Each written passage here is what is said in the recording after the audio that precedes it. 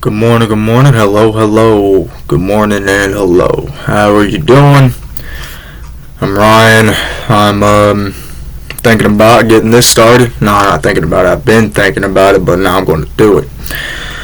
So, I'm wanting to read the oldest or earliest known Bible scriptures.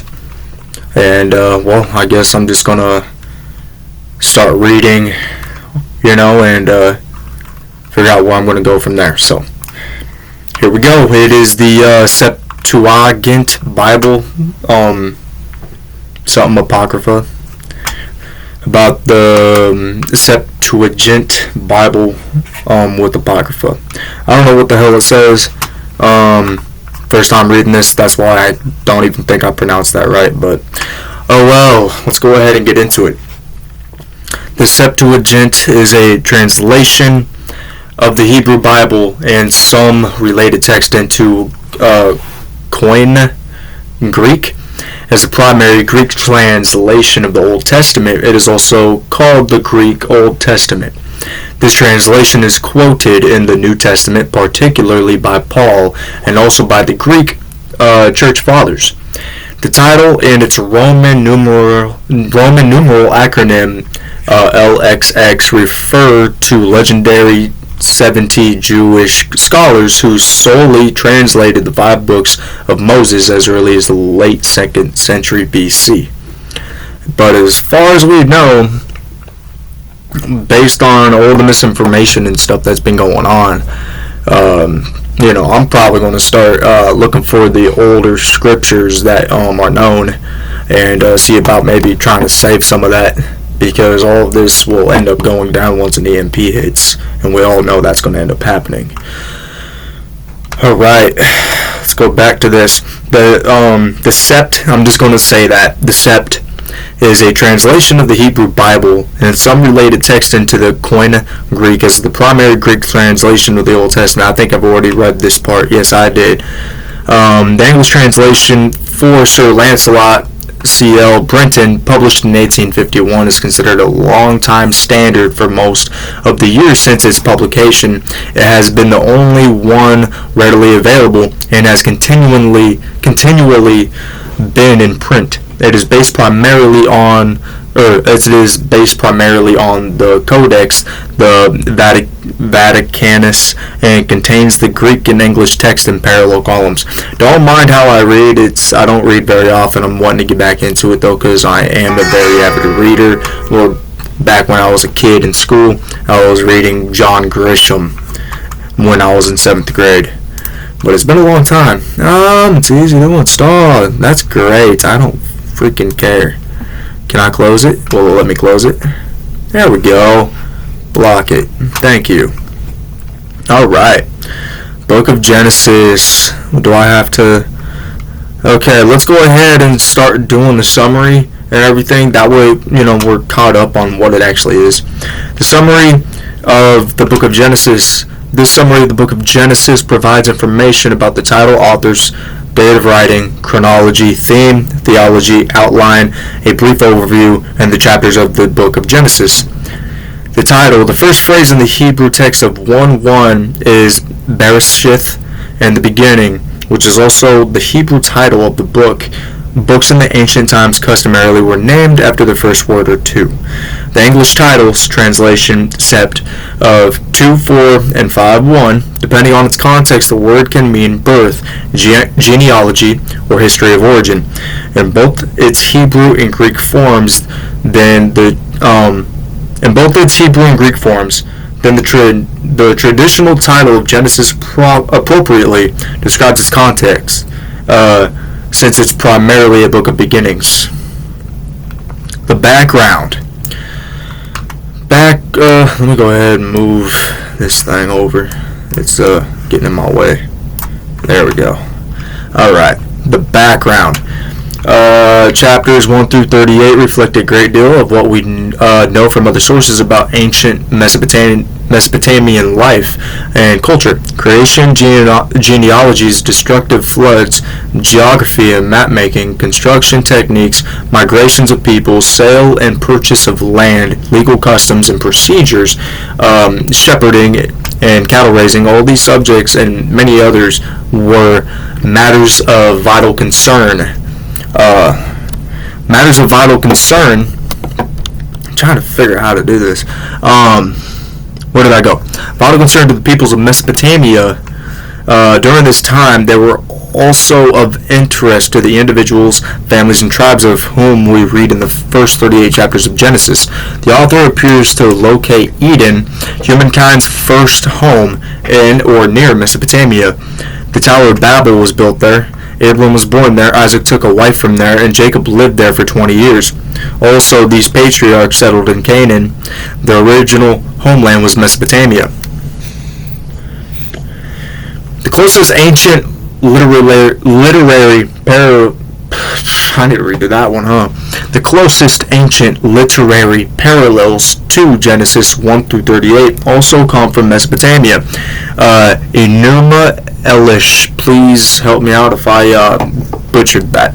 The story of the god Marduk's rise to supremacy in Babylonian pantheon is similar in some respects, though thoroughly mythical and polytheistic, to the Genesis 1 creation account.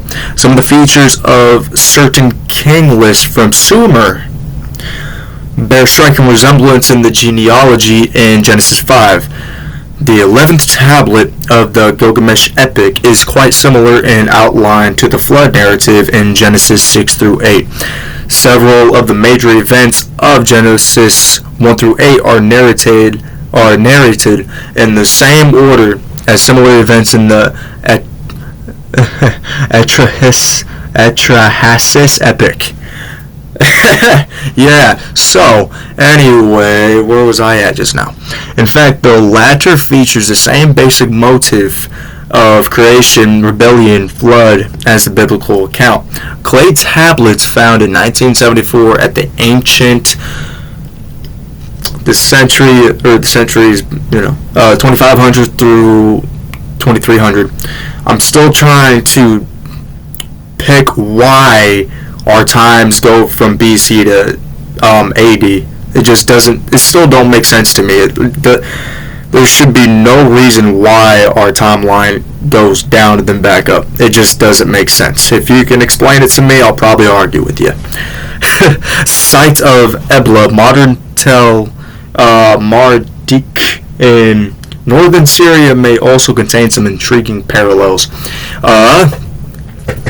Two other important sets of documents demonstrate the reflection of Mesopotamia in the first 38 chapters of Genesis. From the Mari letters dating from patriarchal period, we learn that the names of the patriarchs, including especially Abraham, Jacob, and Job, were typically of that time. The letters also clearly illustrate the freedom of travel that was possible between various parts of the Amorite world in which the patriarchs lived. The Nuzi tablets, though a few centuries later than the patriarchal period, shed light on the patriarchal customs, which tended to survive virtually intact for many centuries. The inheritance right of an adopted household member or slave, see 15:1 through 4. The obligation of a barren wife is to furnish her husband with sons through a servant girl, see 16:2 through 4. Strictures against expelling such a servant girl and her son, 21:10 through 11. The authority of oral statements in ancient Near Eastern law, such as the deathbed bequest, see 27:1 through 4, 22 through 23, and 33. These and other legal customs, social contracts, and provisions are graphically illustrated in Mesopotamian documents. As Genesis 1 through 38 is Mesopotamian in character and background, chapters 39 through 50 reflect Egyptian influence, though in not quite so a direct way. Examples of such influence are Egyptian grape cultivation, 49 through 11, the riverside scene, chapter 41, Egypt as Canaan's breadbasket, chapter 42, Canaan as a source of numerous products for Egyptian consumption. Chapter 43, Egyptian religion, or Egyptian religious and social customs. The end of chapters 43-46. Egyptian administrative procedures. Chapter 47, Egyptian funerary practices, Chapter 50, and several Egyptian words and names used throughout these chapters. The closest specific literary parallel from Egypt is the tale of two brothers, which bears some resemblance to the story of Joseph and Potiphar's wife. Chapter 39, Egyptian autobiographical. I'll probably butchered the crap out of that narrative, such as the story of Senuhe and the report of Wenamun. Why can't we? I wish I knew how to pronounce some of these things. And certain historical legends offer more general literary parallels. Gosh, I can't talk today, can I? Alright, how much more we got of this? That's a lot of... So this is going to just be one video right here, honestly.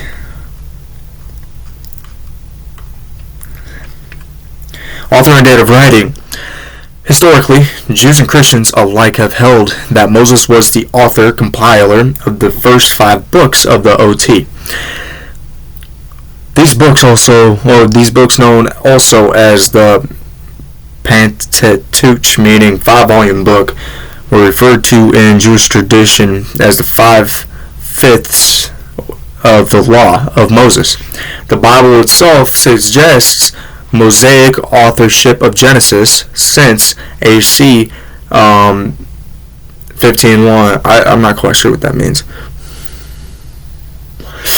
Refers to circumcision as the custom taught by Moses, an allusion to Genesis 17. However, a certain amount of later editorial updating does appear to be indicated.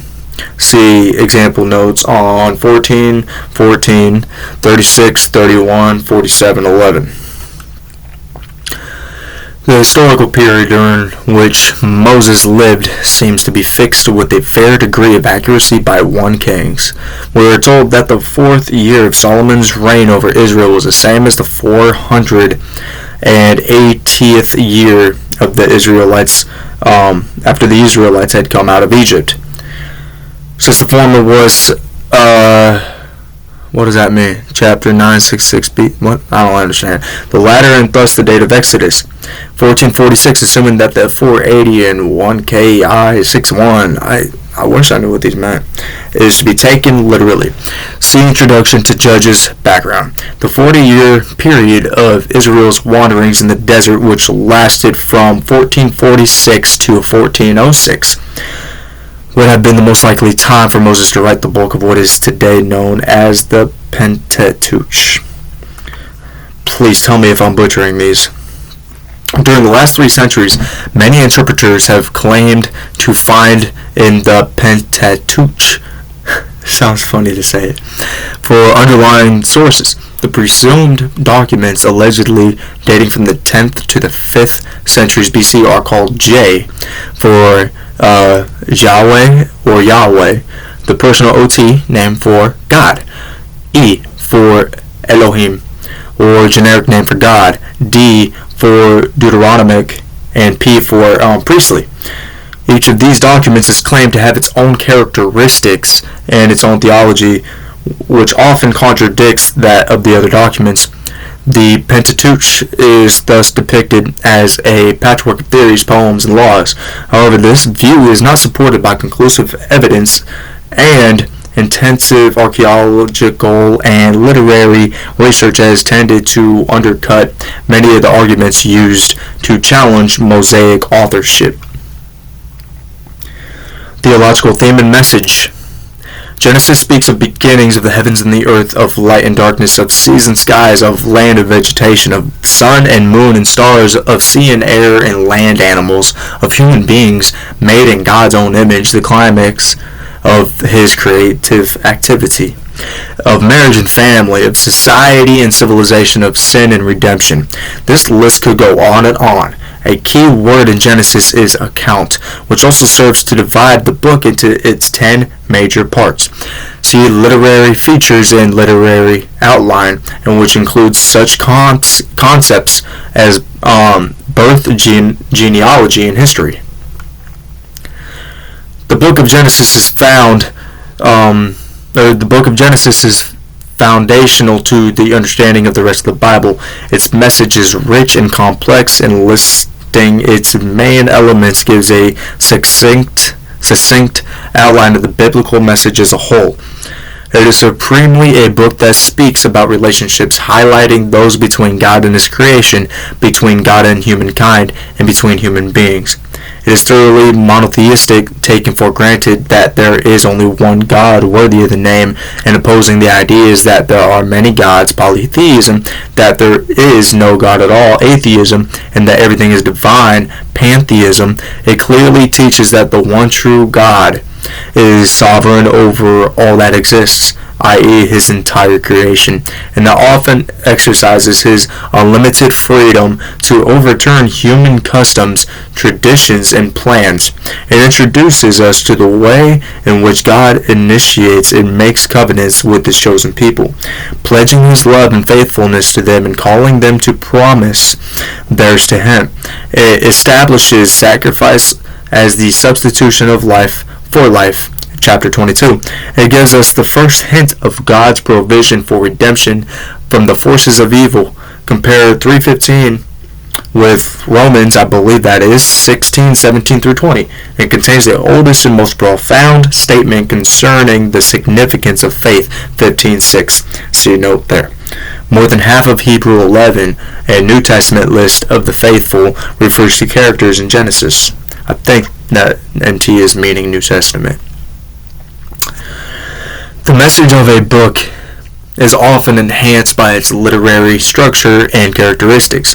Genesis is divided into 10 main sections, each beginning with the word account.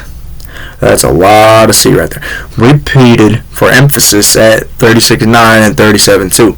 The first 5 sections can be grouped together along with the introduction to the book as a whole, 1:1 and 2:3. Can be appropriately called primeval history. This introduction to the main story sketches the period from Adam to Abraham and tells about the ways of God with the human race as a whole.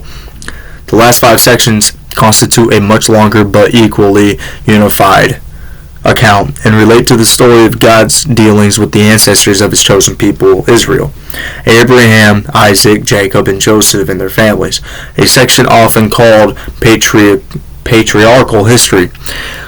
This section is in turn composed of 3 narrative cycles: Abraham, Isaac, Jacob, Joseph, interspersed by the genealogies of Ishmael and Esau.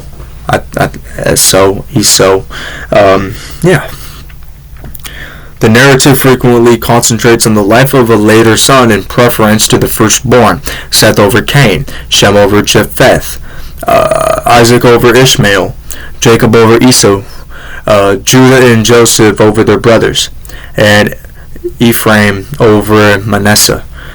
Such emphasis on divinely chosen men and their families is perhaps the most obvious literary and theological characteristic of the book of Genesis as a whole. It strikingly underscores the fact that the people of God are not the product of natural human developments, but are the result of God's sovereign and gracious intrusion in human history.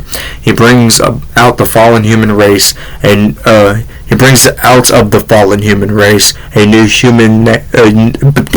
Shoot. Let's try that again. He brings out the fallen human race a new humanity consecrated to Himself, called and destined to be the people of His kingdom and the channel of His blessing to the whole earth. That one was a little bit of a tongue full for me. Numbers with symbolic significance figure prominently in Genesis. The number 10, in addition to being the number of sections into which Genesis is divided, is also the number of names appearing in the genealogies of chapters 5 and 11. The number 7 also occurs frequently. The Hebrew text 1:1 consists of exactly 7 words, and that of 1:2 exactly 14, twice 7. There are 7 days of creation, 7 names in the genealogy of chapter 4. Various sevens in the flood story, 70 descendants of Noah's son, a 7-fold promise to Abraham, 7 years of abundance and then 7 of famine in Egypt, and 70 descendants of Jacob. Other significant numbers, such as 12 and 40, are used with similar frequency. Notice how they say frequency. There's frequencies that we are frequencies. But we can get into that after we read all of this and start breaking everything down. The book of Genesis is basically prose narrative, punctuated here and there by brief poems. Much of the prose has a lyrical quality and uses a full range of figures of speech and other devices that characterize the world's finest epic literature. Vertical and horizontal parallelism between the two sets of 3 days in the creation account, the the ebb and flow of sin and judgment in chapter 3. Where did that end? The powerful monotony of "and then he died" at the end of paragraphs in chapter 5, the climactic hinge effect of the phrase, "but God remembered Noah." At the midpoint of the flood story, the hourglass structure of the account of the Tower of Babel in 11:1-9, the Macabre pun in 40:19. Let me know if I butchered that one. The alternation between brief accounts about firstborn sons and lengthy accounts about younger sons. These and numerous other literary devices add interest to the narrative and provide interpretive signals to which the reader should pay close attention. It is no coincidence. Sorry about that. Hold on. It is no coincidence that many of the subjects and themes of the first 3 chapters of Genesis are reflected in the last 3 chapters of Revelation. We can only marvel at this superintending influence of the Lord himself, who assures us that all Scripture is God-breathed, and that the men who wrote it spoke from God as they were carried along by the Holy Spirit. Alright, so that is how that goes. That's pretty much how the book of Genesis reads out. I'm going to go ahead and stop all of this right here, right now, and go ahead and do another video for the first reading. So go ahead and stay tuned for that. I'll probably get to that either later today or tomorrow. So let's have some fun. See ya!